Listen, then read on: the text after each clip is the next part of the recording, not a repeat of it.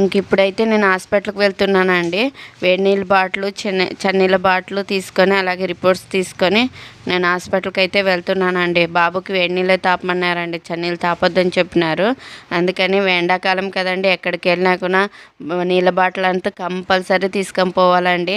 నిన్నైతే కూడా అలాగే వెళ్ళినానండి. మార్నింగ్ 10కి వెళ్ళి 6కి వచ్చినాను. అక్కడ నీళ్ళు దొరకకుండా దానికి చాలా అంటే చాలా ఇబ్బంది పడుతుంది. ఇంకా అలాగే ఇదేనండి మా ఊరు హాస్పిటల్, గవర్నమెంట్ హాస్పిటల్. మా ఊర్లో పిల్లల డాక్టర్ లేరండి, అందరూ ఆర్ఎంపీ డాక్టర్లే ఉన్నారు.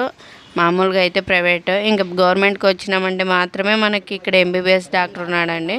అందుకే ఇక్కడ మళ్ళీ వాళ్ళు ఏమంటారు, రిపోర్ట్స్ చూసిన తర్వాత డాక్టర్ టైఫాయిడ్ బిగినింగ్ స్టేజ్లో ఉందమ్మా, ఏం కాదు, ఒక 3 రోజులు సెలైన్ బాటిల్ ఎక్కిస్తే సరిపోతుంది అని చెప్పారండి.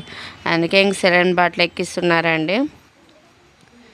నాకైతే వారం నుంచి చేతులు కాళ్ళు ఆడుకోకుండా అయిపోయినాయి.